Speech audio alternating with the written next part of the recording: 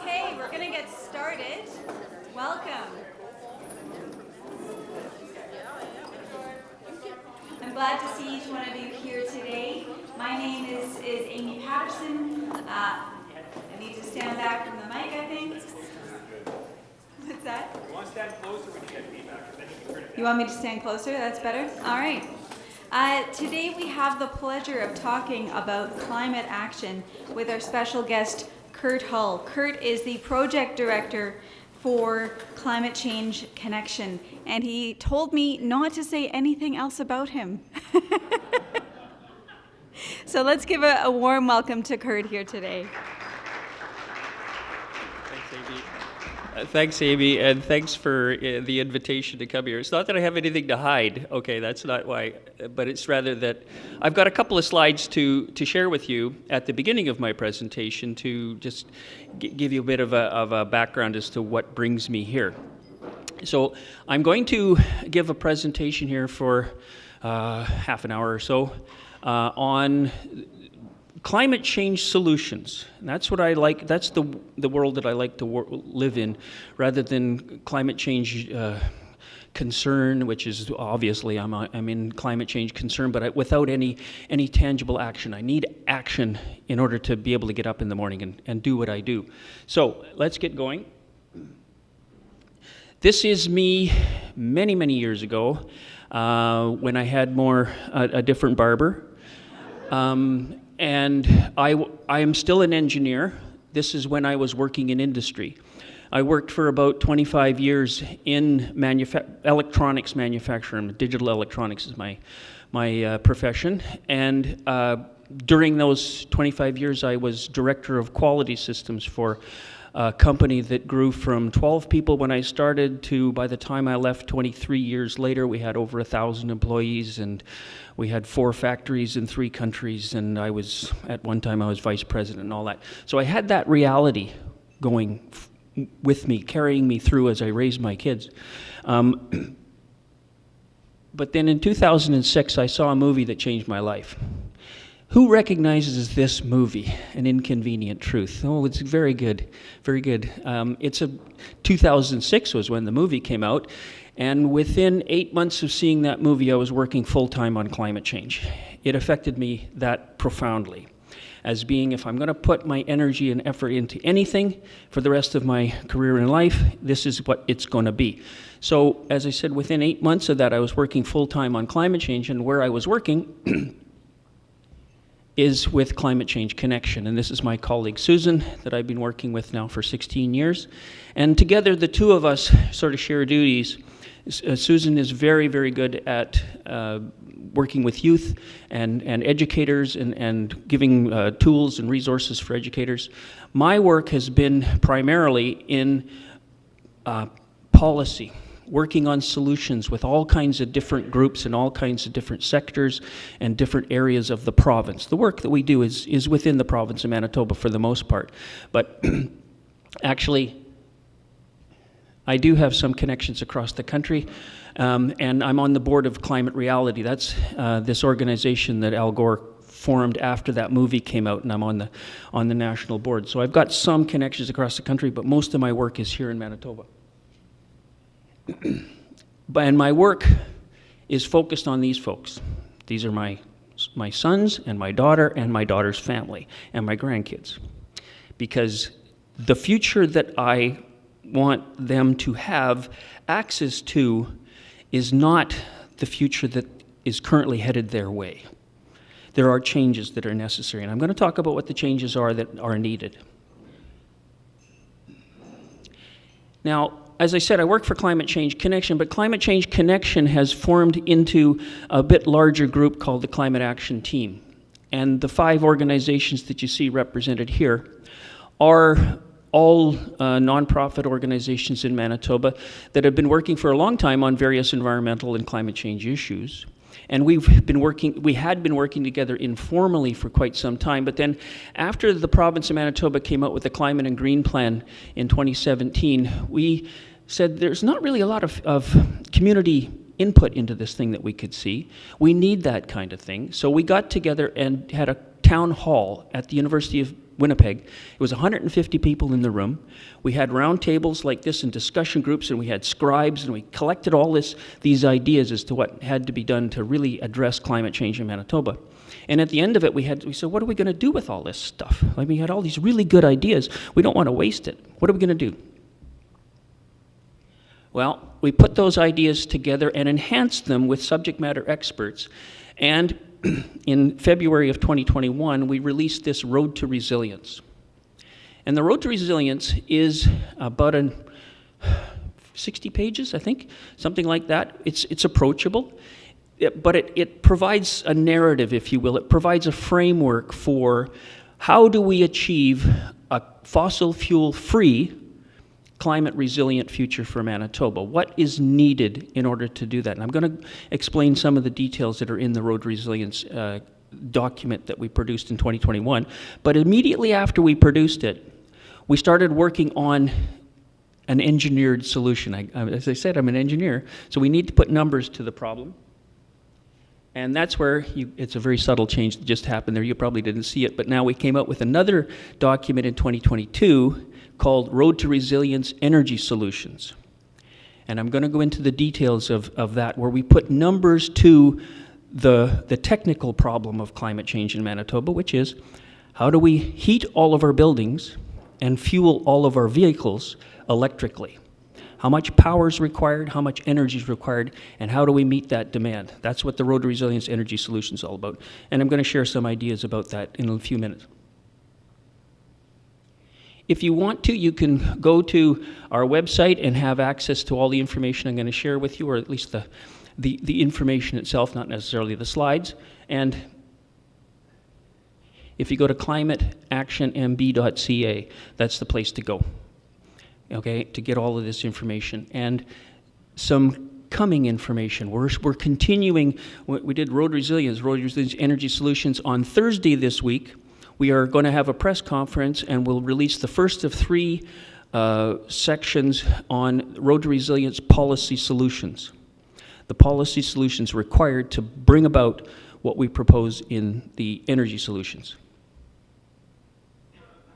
Now, the key difference between other documents that other levels of government might have and the one that we put forward is that we had a goal of 0 emissions for Manitoba, if possible. And there's some sectors that are more difficult than others. But it was based on this document that was produced by the Intergovernmental Panel on Climate Change in 2018, the IPCC. And what it said was the United Nations asked a bunch of scientists and said, what's the difference in consequence between 1.5 degrees of warming and 2 degrees of warming? And what do we need to do with our emissions profile in order to achieve a stable climate in that range by the end of the century? I'm not going to share a lot of graphs, but I've got a couple graphs which are really important.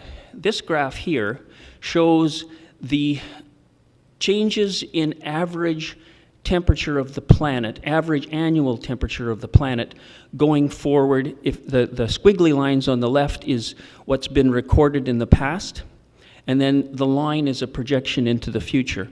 If the path we're on right now is basically linear, it's basically a straight line up into really, really dangerous territory. But the gray band that you see there is what would be a safe future for my grandchildren. And that's the target. That's what we want to achieve, is somewhere in that envelope, somewhere in that envelope of probability, a livable climate, okay? In order to achieve that previous curve, the livable climate curve, we need to reduce our emissions globally at a precipitous rate. Basically, we have to reduce our emissions. That came out in 2018. This curve starts in 2020, and then it falls really rapidly, and it crosses the 0 point in around 2050. That's the red bar to the right of the 3 bars there. That's 2050. Now, if we go a little further, we have to go further down. You know, there's an envelope there. It's not just a solid line.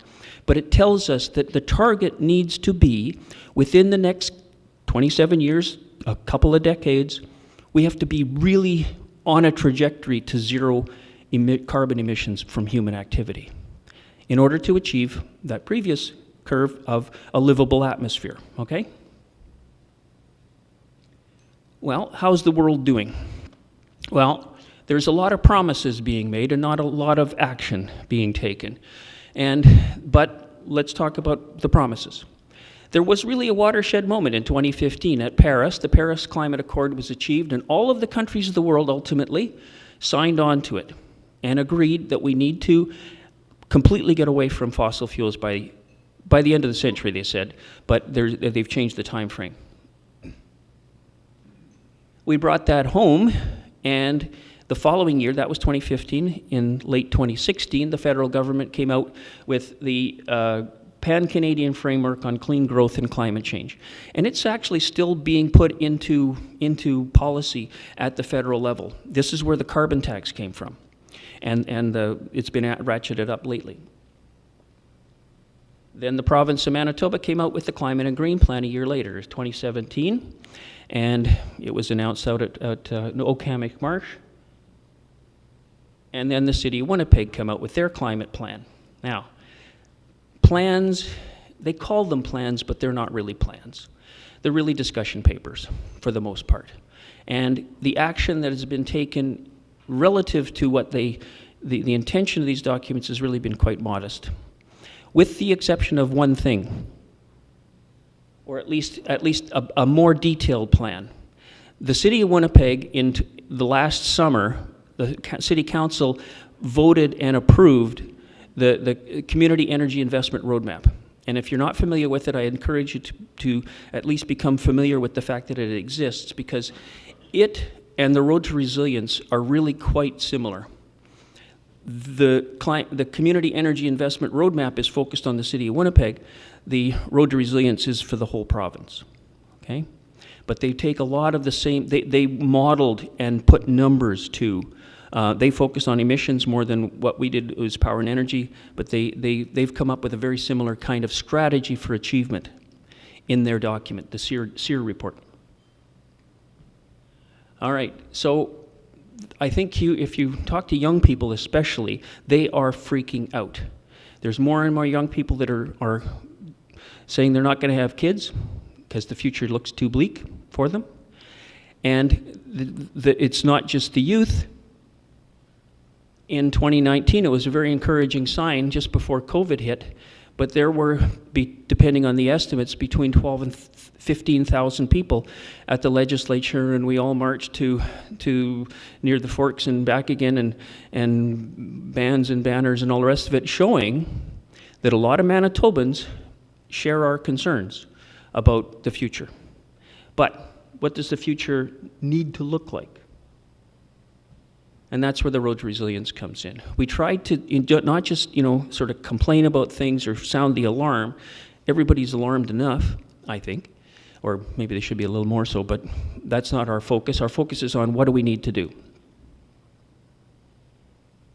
In a nutshell, the most basic objective that we need to grasp is that we need to be able to become more resilient.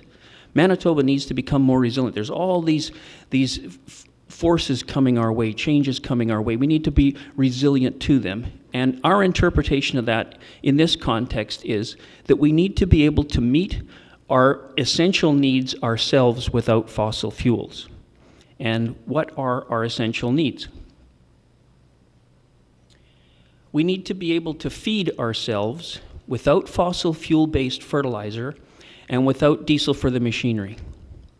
We need to heat all of our buildings, old and new, without fossil gas, natural gas. And we need to be able to move all goods and people without gasoline or diesel. We need to focus on those things.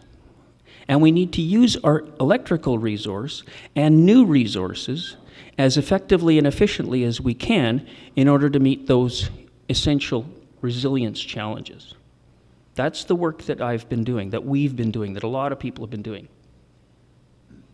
But in addition to those sort of four technical ideas and technical chapters, there's 3 foundational chapters in the Road to Resilience.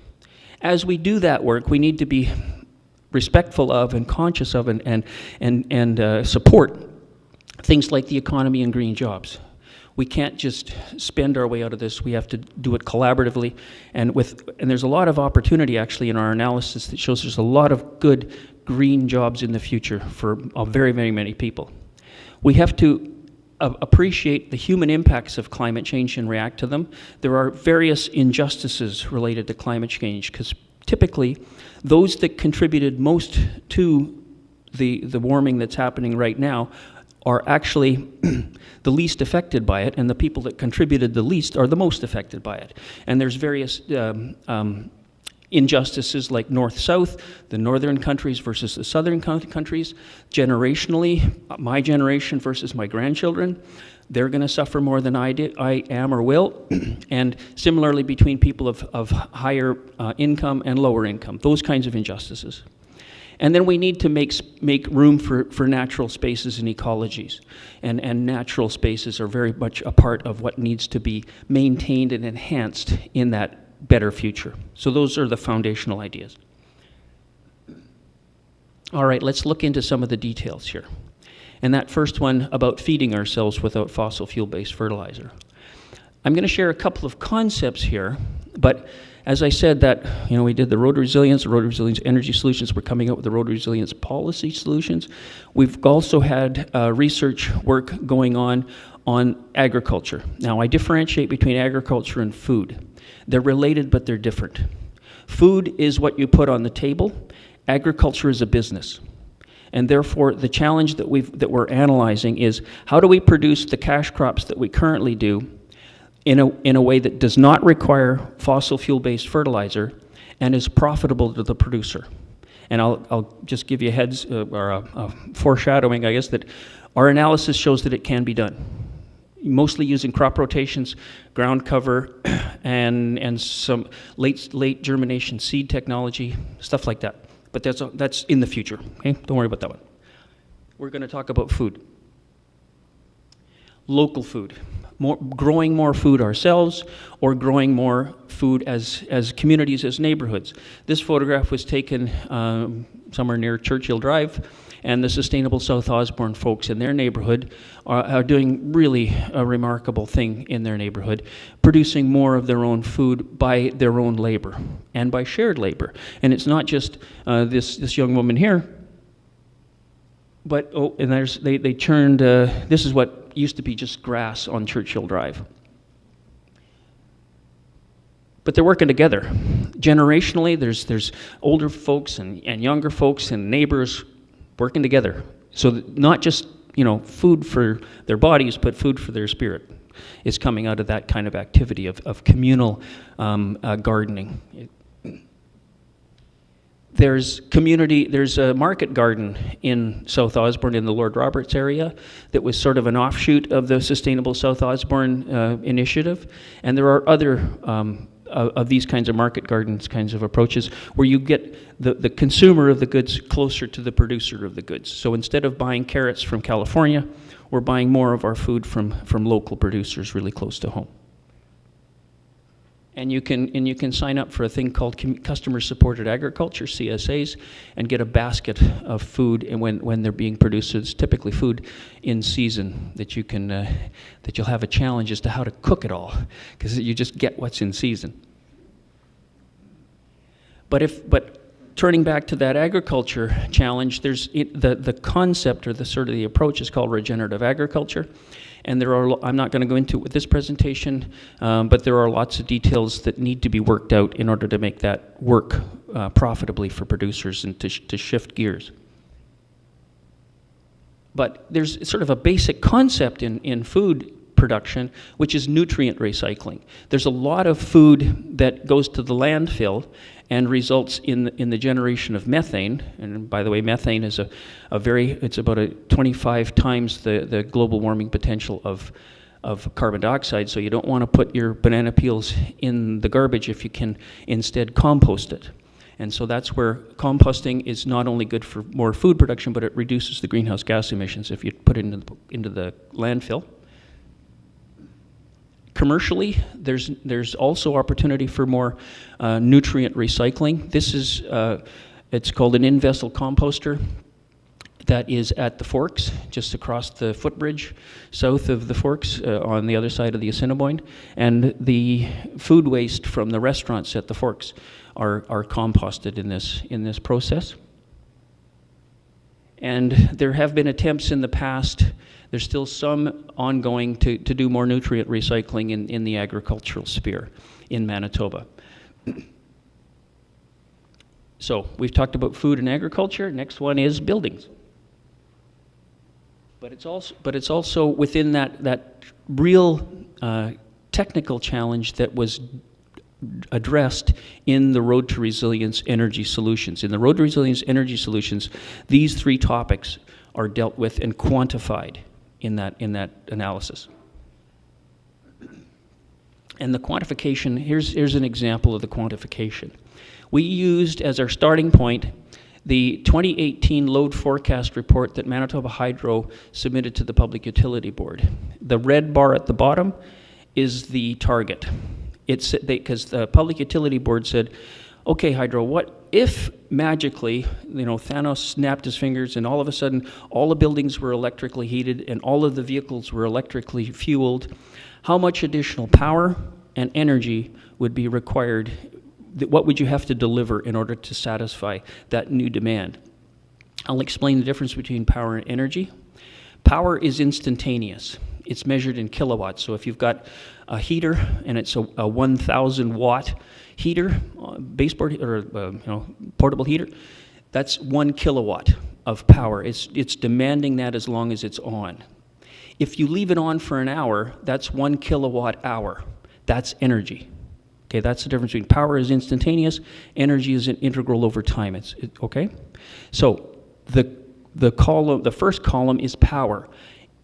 In some future January 25th, it's 6 o'clock in the morning, it's 35 below, and everybody's buildings are heated electrically. If everything was heated resistively, just like baseboard heaters, Hydro estimated that they would require about 200% more power. See, what the first line, the 4750, is what they delivered that year. The predictions were they would need an additional 8,500 megawatts. That's almost 200%, that's like in the neighborhood of 200% more power. And then over the course of the year, they would require about 100% more energy.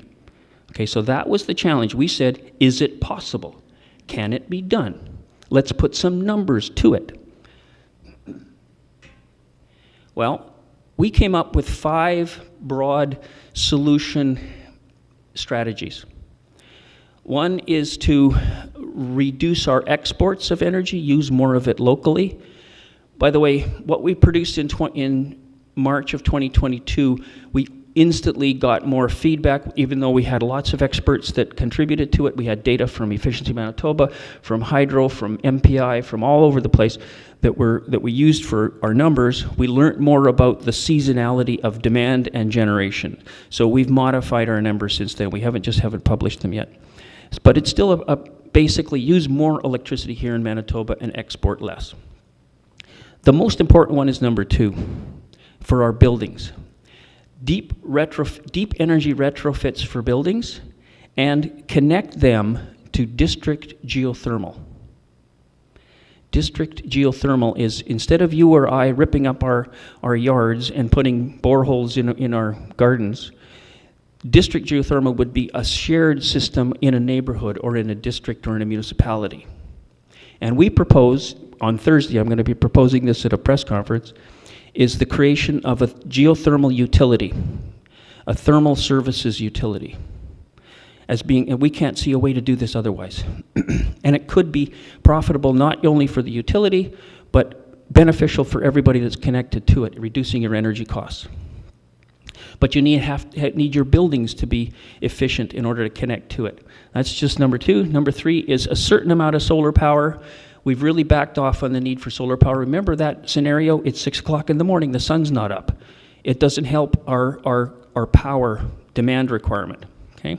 It'll help over the course of the year, and there are ways with passive solar to enhance geothermal, but that's become less of a solution for us. There is a certain amount of wind, and we actually increased the amount of wind in our subsequent analysis. And storage, we did put numbers to battery storage, but I think there's a lot more value that could come from thermal storage instead of electrical storage. This is very expensive and only has a limited amount of supply, because it can only be supplied for a few hours. What happens if it's 35 below for 3 weeks? That's a different scenario, okay? So in these 3 topics, buildings is the first one, and new buildings. We have to make our buildings as efficient as we can right off the bat. Rather than adding to the problem, we need to make sure that any new building that we build is using as little power and energy, for heating and cooling as we can. So largely that deals with the envelope of the building, its orientation to the sun, the window ratio of window to wall area, those kinds of issues. The building that you see in this photograph is near Gimli. It's the first certified passive house in the province. And it was built by Eric Bjornson and his company Sundial, and local architects, local energy modelers, local window and door manufacturer, a lot of innovation went into this building. And we need more of these, but there's also a requirement coming, the 2020 Energy Code, the 2020 Building Codes. And the province has indicated that Manitoba will be adopting the 2020, currently we're at the 2010 code. We've skipped, our industry has skipped over adopting new codes since 2010. And the initial energy code came out in 2014. But the 2020 code is a tiered code. In the National Energy Code for buildings, which is for big buildings, there's 4 tiers, and in the National Building Code, there's 5 tiers. And it's a question right now before the government and industry as to what tier we're going to adopt. And once we adopt that, how quickly are we going to get to the next tiers? And ultimately, when we get to the top tier, you're basically at the passive house net zero kind of level. And the federal government has said that we need to be there by 2030. So the wheels are in motion to move new building construction in that way, okay?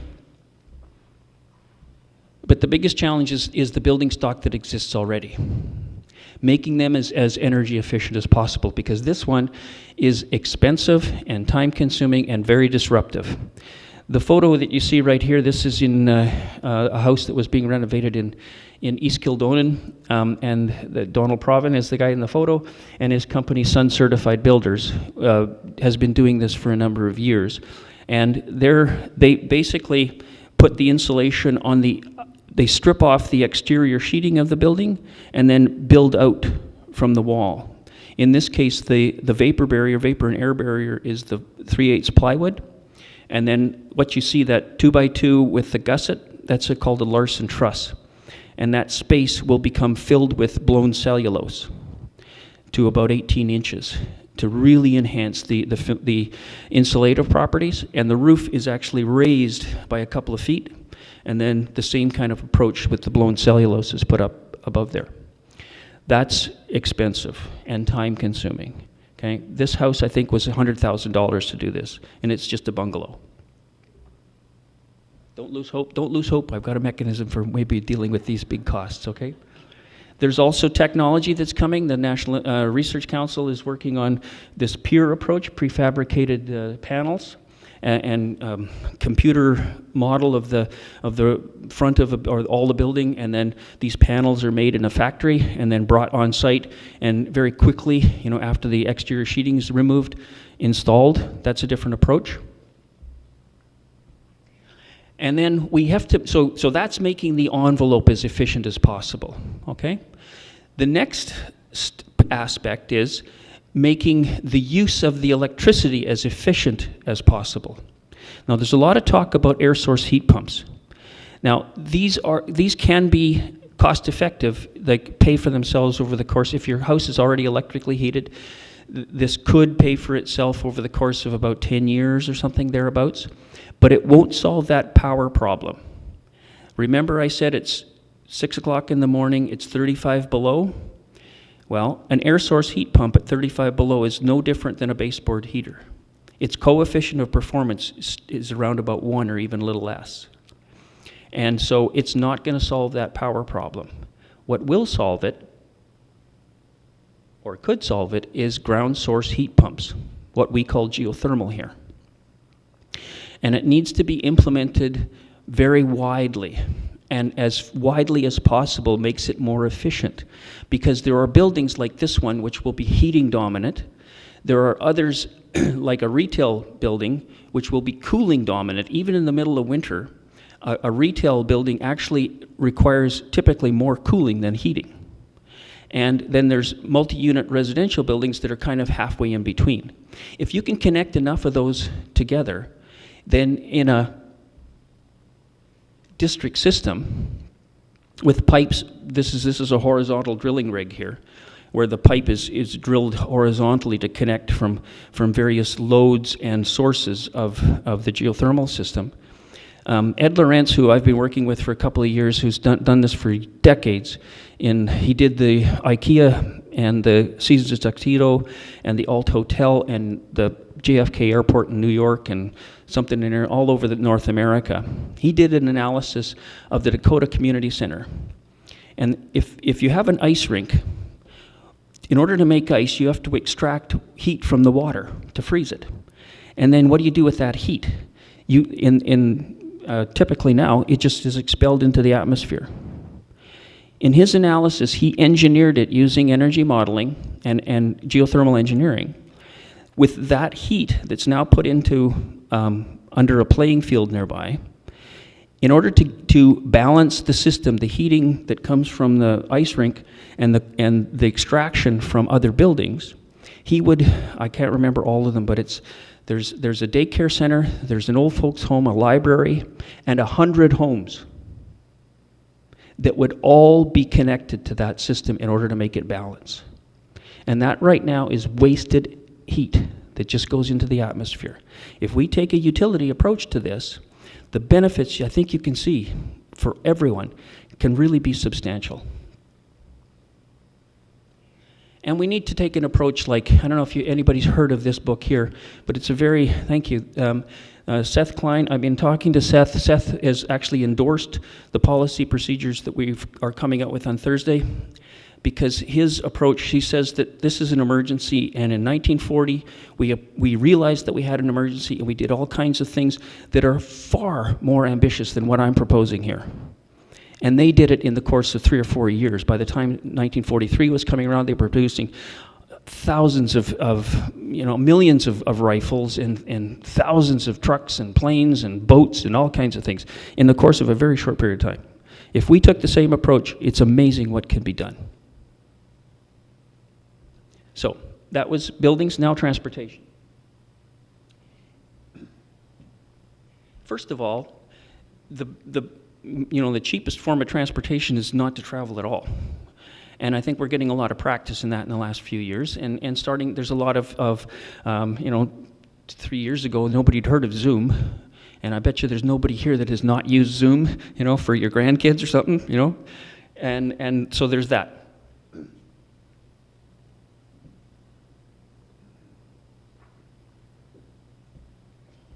Now, our analysis, or the numbers we put to the transportation section was, how do we produce enough power, how do we deliver enough power and energy to fuel all of the vehicles electrically?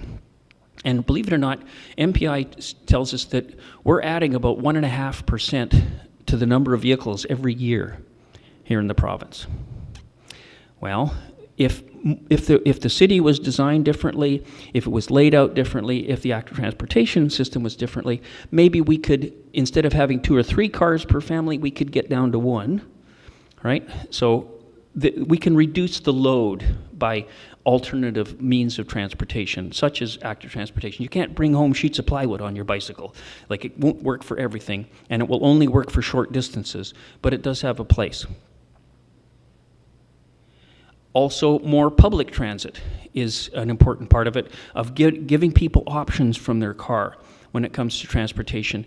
And I am really pleased with the master transit plan, or the transit master plan that Winnipeg adopted a couple of years ago, and they just need the funds to implement it. And the outcome of its implementation has got a few things to it, but one of the most important is the proximity from where you live to a route that is frequent service, meaning that the bus arrives within 10 minutes.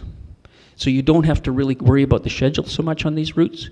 Instead, you just go to one of these frequent service routes, and the system is planned to be shifted, moved to more feeder routes and frequent service routes.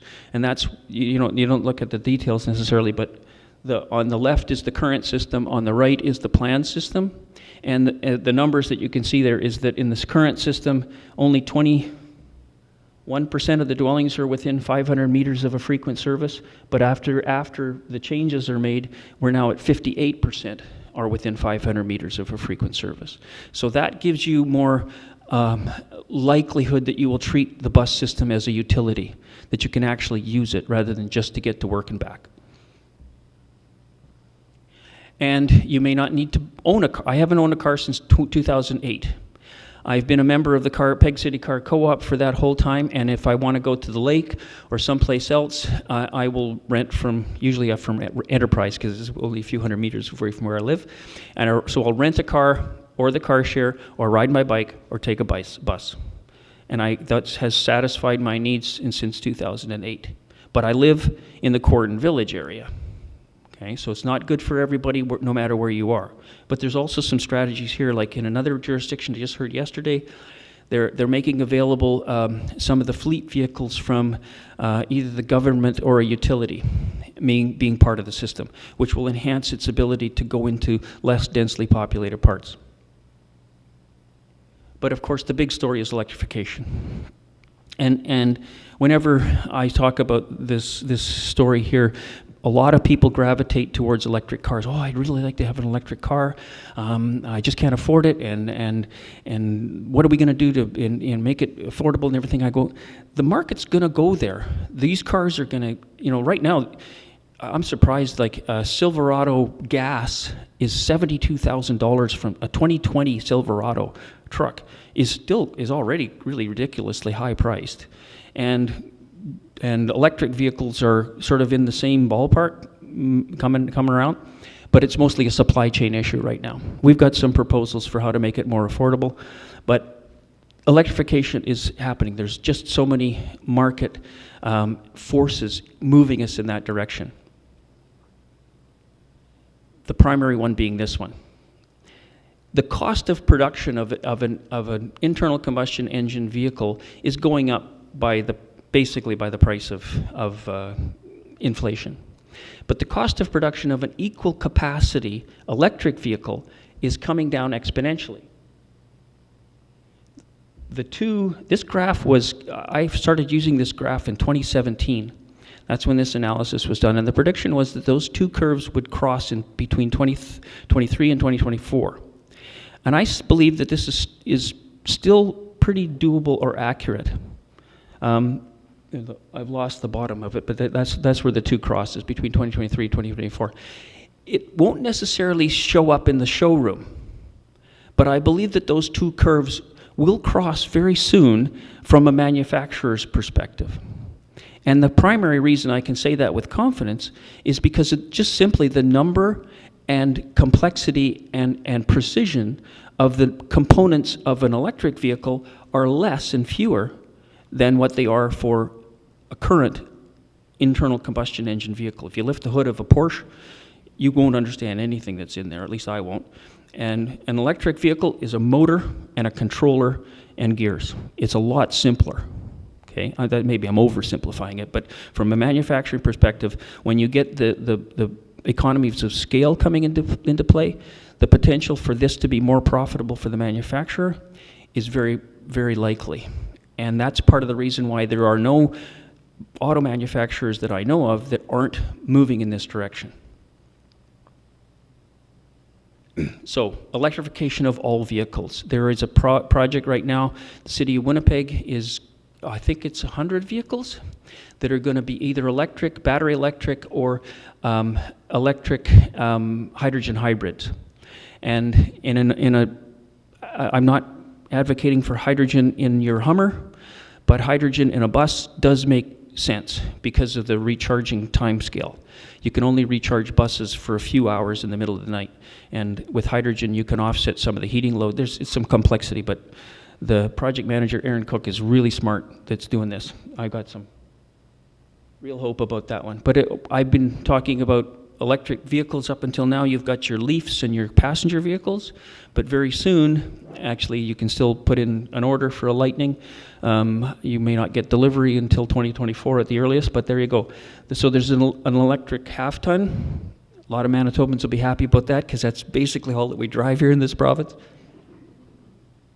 And school buses. I mean, if you ever walk around a school, wouldn't it be great if they were electric instead of the smell of diesel that our kids have to smell when they're sitting in the bus while it's idling, waiting to leave? You know, that's a possibility. This bus here is from Quebec, Lion Industries in Quebec. And other vehicles are on the horizon as well. This was announced a few years ago. Technically, it's there. It's really a manufacturing capacity thing. There's so much demand for electric and batteries. That's really the big stumbling block, is getting enough batteries for all these things. And we don't even have a battery recycling system yet. But lithium is actually infinitely recyclable. So that can be done. And they can be a lot more, there's new technologies to make them less prone to fire and longer lasting, more cycles. So the last one is energy and electricity. So I talked about the repatriating the exports. I've since learned that we need to be a little more nuanced about that, because Manitoba's highest demand is in January and our highest generation is in July. And therefore, we've got this generation in a normal water year. We should still be able to export in summertime, because otherwise that water just goes over the dam anyways. But instead, we need interconnections, especially when wind power becomes more widely spread, in order to spread out the generation area. To Saskatchewan would be great, south of the border as well. So it's more nuanced, but basically we need to use more electricity here. And we've increased our estimates. In this slide here, I show that our model showed an additional 2,000 megawatts required. We currently have got, in 2 wind farms, we've got 260 megawatts. I go, holy smoke. And our new numbers, we now require just over 3,000 megawatts. So I go, holy smokes, that's quite a jump from what we got to what we need to be. But these are numbers from our neighbors. Right now, today, North Dakota's got 3,000 megawatts installed, and Ontario's much more. So it's possible. Rooftop solar is, as I said, less of a solution because it doesn't work at 6 o'clock in the morning when it's 35 below. But there is an element that can be achieved on that energy, in the energy solution over the course of the year. But I've got a slide and a couple of slides talking, this is solar PV, but I think passive solar has really got a better thermal storage potential. This is battery storage. There's a technology called vehicle to grid, because in addition to being a load, all these new electrical cars that are going to be out there will actually be batteries sitting there with charge that could supply that peak demand for a very short period of time at 6 o'clock in the morning when everybody is waking up and warming up their houses and trying to make toast. Okay, so with your electric vehicle in the garage, you could supplant or replace a certain amount of that power with your car.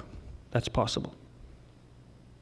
And there's another technology called the power wall. There are various manufacturers of this. That might be part of the solution. But it's the passive solar that can really enhance your geothermal system. Because I'll give you an example. Ed Lorenz that I was mentioning, the geothermal engineer that I was mentioning, he monitors his own house. He's had a system since the 90s. And he was noticing the year over year that his system was getting a little cooler over time. He was drawing more heat out of it than it had been designed for. So he just very simple pipe system on the roof. In the summertime, he just adds additional heat into his reservoir by use of this kind of a system here, and it's leveled it off. So there are mechanisms like that where you can make adjustments as the use of any kind of a geothermal system changes. So this is where we get to it doesn't show. That's just, I translated from Keynote into, basically, this would be some numbers that would show you that about 50% of our solution is the deep energy retrofit and geothermal in terms of the numbers. Sorry, it won't show. And that brings me to the end of my story. But we'll open things up for questions. I bet you there's a question or two out in the audience.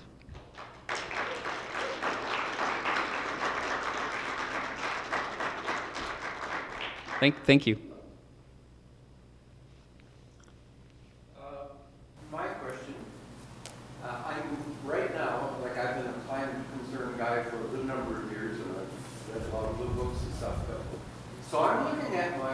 house in Elmwood, Glen Elm, and I have a bunch of estimates done.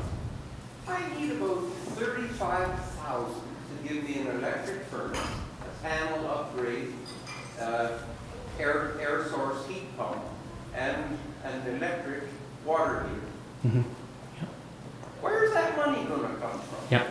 So the question has to do for an existing homeowner who's got the right intention to change mechanical systems and electrical systems is what you're talking. You're not talking about new windows or new insulation. You're just talking about changing your water heater and your furnace and heat pump, stuff like that. Eliminating gas. And to eliminate gas, precisely. But the cost estimate you've got is $35,000. And it shouldn't be on you to make this change financially. This is a systemic problem. It should be a systemic solution. What we're going to be announcing or proposing on Thursday with our energy solutions is currently we all pay into the carbon tax. And that money is levied by Ottawa as part of, remember that slide with Catherine McKenna that I showed early on where the Pan-Canadian framework was announced? So they said all the provinces need to implement a carbon tax. And if your province doesn't, we can't let you off the hook. We will levy it for you because otherwise you get a thing called bleed and people will move from one province that doesn't levy it into another province. So it has to be universally applied. So because the Manitoba government doesn't levy it, the federal government levies it, and then you get checks back, or direct deposits back 4 times a year.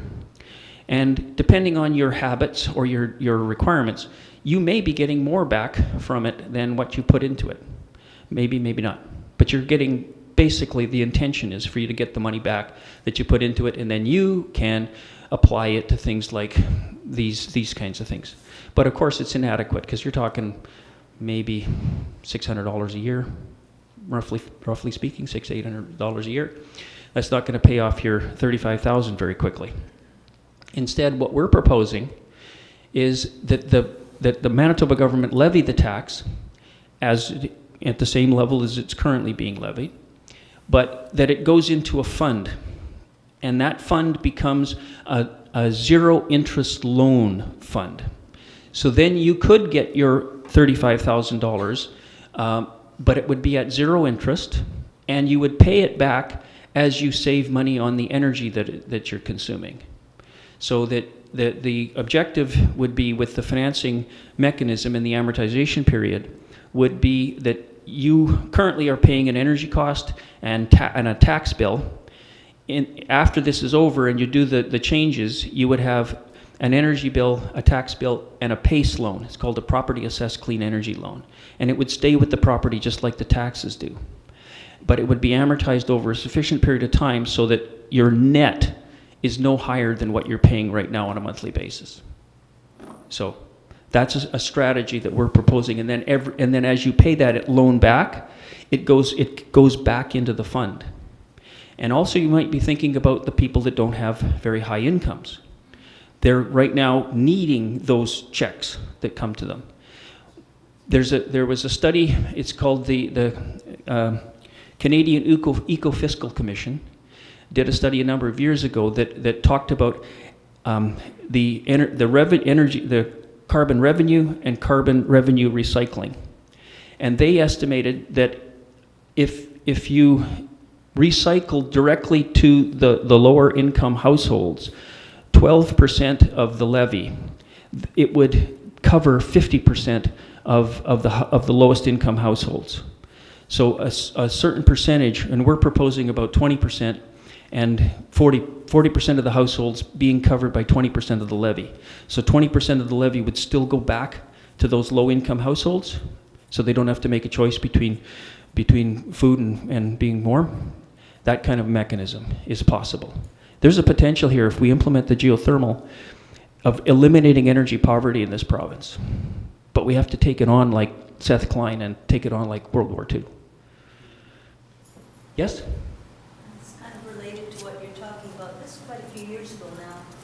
Heard a documentary on radio somewhere in the States, maybe warm states, in the inner city, and people who were living in very limited incomes. the companies provided people's homes with, I think it was solar paneling, and with storage, ways of storing it. And then folks used the energy to heat their homes, but then they had excess energy that they could sell back to the company, and then so it was an income generating arrangement, and then could use that money for the grandchildren, for the kids. I'm wondering if that, apart from covering the cost and eliminating energy poverty, if there's any conversation about it actually being associated with folks who need it. Yeah, the question has to do with solar panels, and if you have a solar panel on your roof, about the ability to sell power back into the system and have benefit to your home. Now, one thing about, like, if your story that you've shared was from the United States, for example, our analysis is with the reality of Manitoba, and as I said, the biggest demand is in January and the biggest generation is in July. And therefore, when it comes to solving our issues, solar is less important because we're going to get the most generation in July, the same time as we're getting the most generation from our hydro dams. Unless it's a low water year, which would really be nice to have some solar alternatives, or if we have some lines that are out, that kind of thing. So there is some potential, but it's not as big as it would be in Arizona. In some place like Arizona, their demand and their supply coincides when it comes to solar. Solar panels in Arizona is a no-brainer, because then you could use it to power your air conditioner at exactly the same time as you need it the most, kind of thing, when that sunlight is the most abundant. So I'm not sure if I'm answering your question, but there is some limited potential when it comes to solar, but it's not as much as I thought it was when I started this whole analysis, just mostly because the generation and the demand don't match. I was wondering with another energy generating system. Yeah, I mean, there's no single solution here. Instead, hopefully, one of the themes that I was conveying is that our energy future is a lot more multifaceted.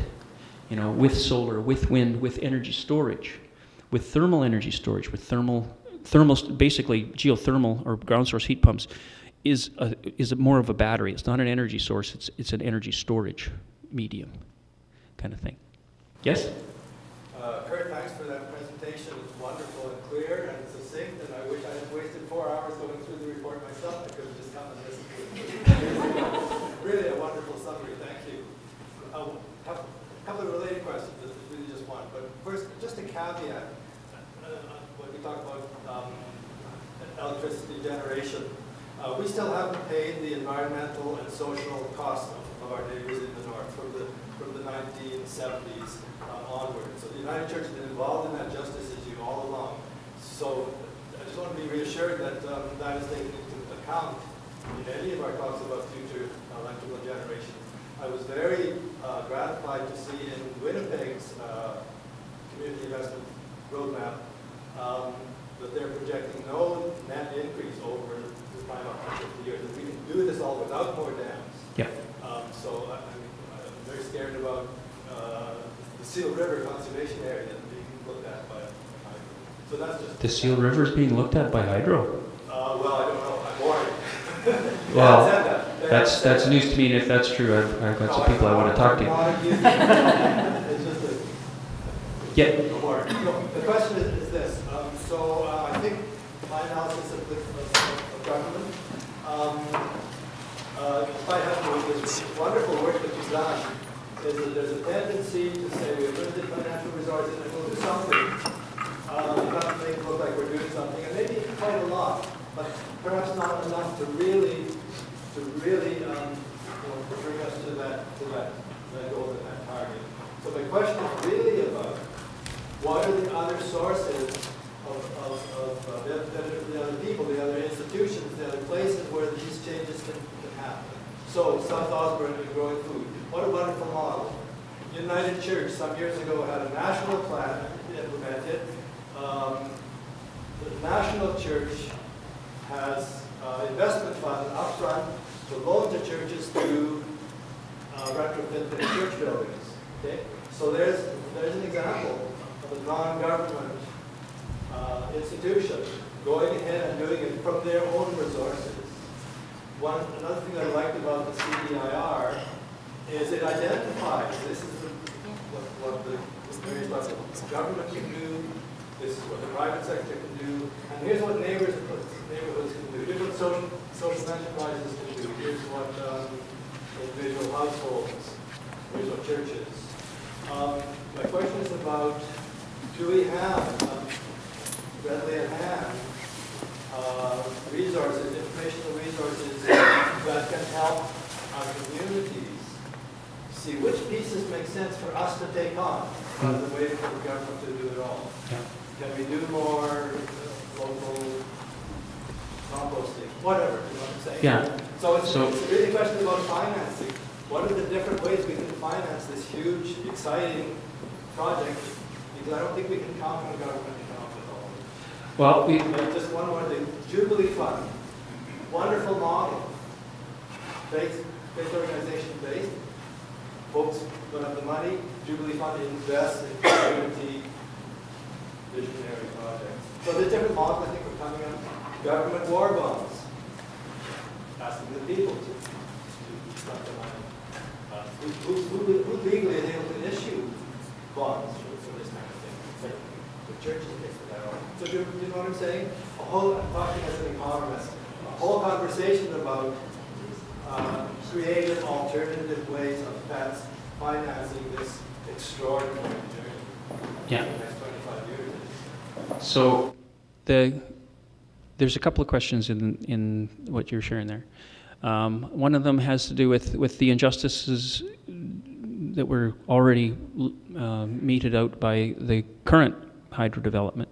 And one of the objectives of our analysis was that we did not want to have to install any more dams. And one of the 5 organizations in the climate action team that put this together is the Manitoba Energy Justice Coalition. And they're very concerned about that particular issue. So we were sensitive of those kinds of injustices during our analysis as much as we possibly could. There's some opportunities. Your next part of your question had to do with coordination. I am interpreting your question to be largely to do with coordination and financing. And actually that's what our announcement on Thursday is all about, is coordination and financing. And we've got about a dozen policy recommendations related to coordination and financing. The first 2 are, the first one is to set the right goals, the correct objectives being getting off of fossil fuels by 2050 or before. And the second one is the creation of a climate change secretariat. And a climate change secretariat is not the same as the provincial government has got they call it an expert advisory council.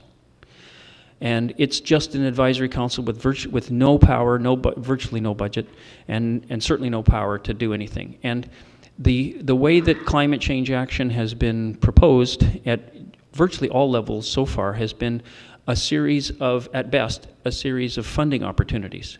And you and I have to make an application to do anything, whether it's new windows or anything, those kinds of things you were talking about. You got to apply, you got to wait, invest your money in the first place, maybe you get paid back. That's not the solution. You need a secretariat that coordinates, you're asking about coordination, that looks at, and what we're proposing a little bit further down is, in our list, I'm going through mentally through our recommendations, is a redirection of Efficiency Manitoba. So we've got a secretariat, Efficiency Manitoba and Manitoba Hydro, or some other geothermal utility. A Crown Corporation as a geothermal utility is primarily, there might be opportunities for other entities, co-ops or something, I don't know. But so you've got these 3 primary entities, the Secretariat, Efficiency Manitoba, and a geothermal utility, and hydro. And Efficiency Manitoba currently has a mandate by legislation that says that they must reduce emissions from fossil gas by 1.5% a year and electricity by 0.75% a year, and that's it. That's their entire mandate. And their only funding source is a levy that comes from your hydro bill. And that's the reason why they're limited as far as what they're proposing there. What we're saying in our proposal is that the legislation for Efficiency Manitoba be changed to say that Efficiency Manitoba's mandate is greenhouse gas emission reduction through the efficient use of electricity in Manitoba. And that they would get a certain amount of funds from the carbon tax. And that gives them justification for moving away from just looking at natural gas and hydro and or electricity, and it actually gives them the ability to put in geothermal, which actually increases the electrical load. So that's one part of the mechanisms. Those three entities working together with the coordination coming from the Secretariat. And Seth Klein's book recommends a Secretariat in each province and the federal government all working together. So things like buying power, for example, monitoring or managing costs with some of these things would be done by that Secretariat. And there's more details that would be required as we roll this thing out. And you know, it's not going to be some superhero that's going to be, you know, solving everything. It's going to be a collaborative, cooperative effort amongst all kinds of different entities. And when we go to the wind generation, for example, Swan Lake First Nation had a proposal some time ago for a wind turbine in their First Nation. And it was sort of quashed at the last minute to do with some technicalities. Not technicalities, but some kind of a financing thing. I don't know what it was. We want to revise that because we need 3,000 more 3,200 more megawatts, 3,200 more megawatts. Why not have municipalities generating with their wind turbines? You know, and paying the landowner that has, you know, the farmer's got a turbine on their land, they get a few $100s a season or whatever for the use of that patch of land. These kinds of mechanisms can all come into play. All right, so let's say that some of us here are early adopters. Mm-hmm.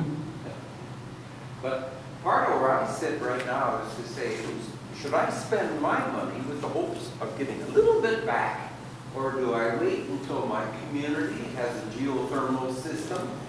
So I'm asking now specifically about how long do I wait before I act? Yeah. Right? So, yeah. That problem. Because if my neighborhood develops a geothermal system, of course we want to tie into that. Yeah. So why should I spend $35,000 now and 2 years down the road if you guys are lobbying for geothermal community systems? It may happen. So can you tell me a little bit more about who's pushing the community geothermal and what is your optimism that it actually may happen? Yeah. So the question has to do with, you know, how do the good-intentioned individuals, how far do the good-intentioned individuals go if this potential solution is on the horizon? And I can't answer that question for you, unfortunately. I wish I had a crystal ball that could tell me what the horizon is, because even if we're successful, if you think about the timing involved, Efficiency Manitoba took 2 years of hard work in order to create a corporation, a new Crown corporation, that was really just calved off of PowerSmart.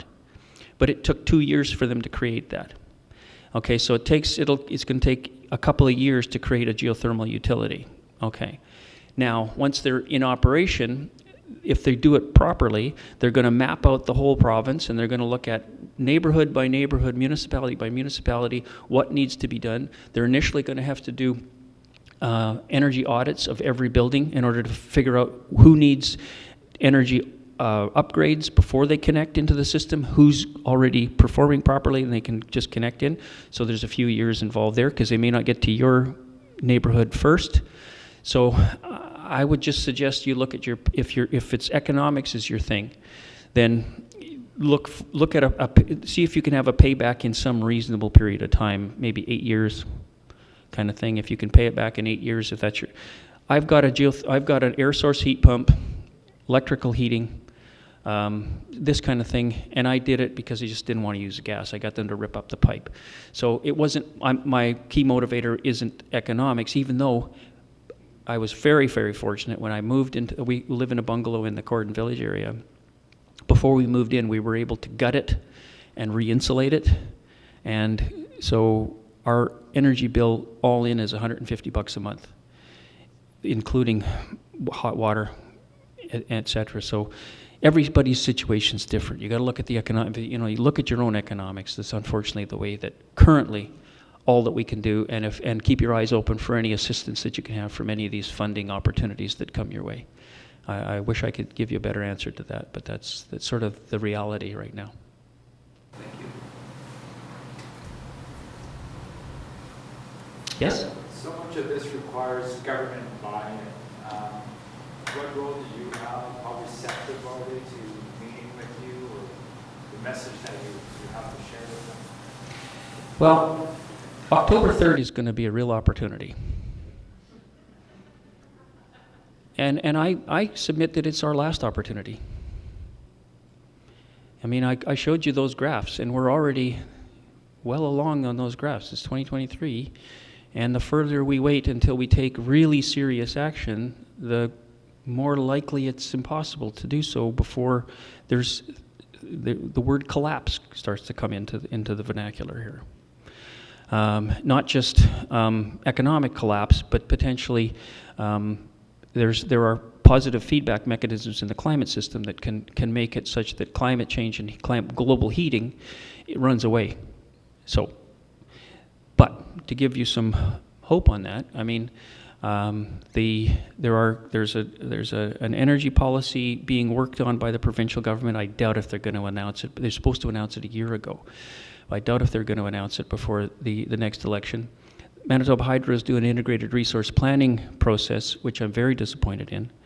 I'm just sharing that with you right now. I shared it with the project manager 2 weeks ago again, and I'm going to do it again in an email maybe by the end of the weekend, because I'm going to meet with them or that group in a week and a half, because they are not planning for zero carbon. They're not planning for a scenario. They've got scenarios, 4 scenarios, and their most ambitious is some decarbonization of the electrical system, but now they're talking about thermal generation, and at least a continuation of thermal generation or a little bit of an enhancement for those really cold January mornings in the future.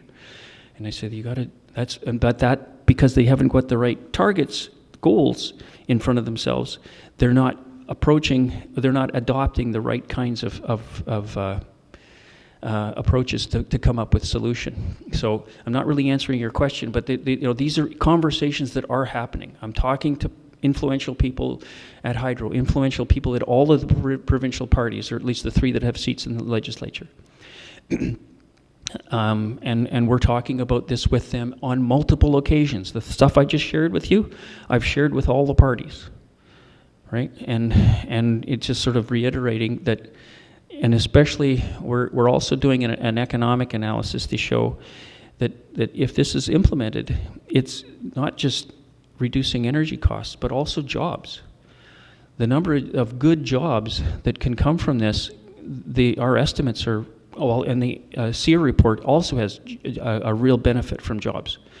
I forget what their person years of employment were in their estimates, but it's substantial. And a similar kind of thing that we're talking about in ours. So the potential's there. It's just got to get the actual policymakers to accept that this is a positive outcome here, and it's essential. Yeah. Well, it's not really fair, Curt, because I understand you're focusing on policy, and that's good. But I'm wondering about folks in the neighborhood. One can imagine somewhere in Moseley, a block that has a mix of retired folks. With equity in their homes, with their life savings for their retirement, and young families who are committed to the neighborhood and embrace this vision and understanding the world must change for their children.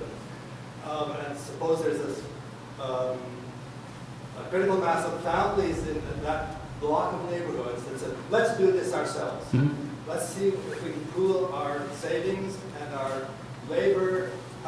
Where do they go for advice on how do we get our what do you call it, regional geothermal for mm-hmm. 50 houses all within the city block? What's the resource that they can, I mean, that leads to permits, of course, but What's the do-it-yourself, the resource for do-it-yourselfers on a community basis? Yeah. Yeah, so you're talking about if you've got motivated and committed groups of people who could work together. There's an example in Montreal of a neighborhood that's installing geothermal in a neighborhood themselves as a cooperative. Now, there's a substantial hurdle that has to be overcome, like a legal liability issue, that you have to create. Basically, you would have to create a corporation, like a co-op, that would be a legal entity with board of directors, et cetera. Because what happens if some of the people that are currently committed sell their house and the people that move in aren't committed? Well, you would have to have legal mechanisms that they would necessarily be part of a board of directors. They couldn't do certain things. They'd be limited. It's not easy, but it's possible. But that would be the mechanism. Where can we go for help with all of those issues? Where would you go? I could direct you to the technical aspects of it with Ed Lawrence and some other in the geothermal world, and energy modeling. Energy modeling is a big part of that. Besides my work with Climate Change Connection, I also do a substantial amount of work with Engineers Geoscientists Manitoba and their climate change. And we actually just trained another 27 engineers and other practitioners last week on energy modeling and geothermal engineering to try to raise the capacity to be able to deliver on things like that. Because right now there's not enough competent people in the realm, in that discipline. There's a lot of yahoos that do take a thumbnail approach rather than an engineering approach to the solution. So there's a technical challenge, so to speak. But from the legal perspective, there is I can't remember exactly, but there's a cooperative, like there's an organization in Manitoba, I can't remember their name, Blair something is the guy that because we tried to form worked on the Grace Housing Co-op to create a co-op, and he helped with a lot of advice about the formation of a co-op and how you do it and all that kind of thing. So but I can't remember the name of the agency, but there's a cooperative support agency.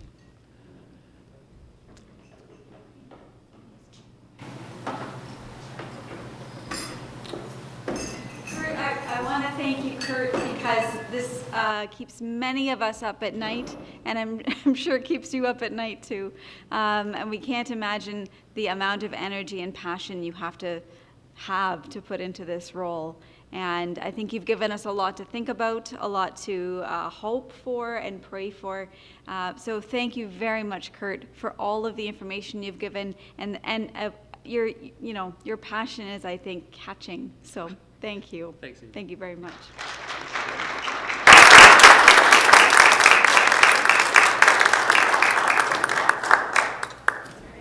And thanks to all of you for coming. Very, very lovely soup for those who gave soup, who helped out in the kitchen. Appreciate all those efforts as well. Thank you.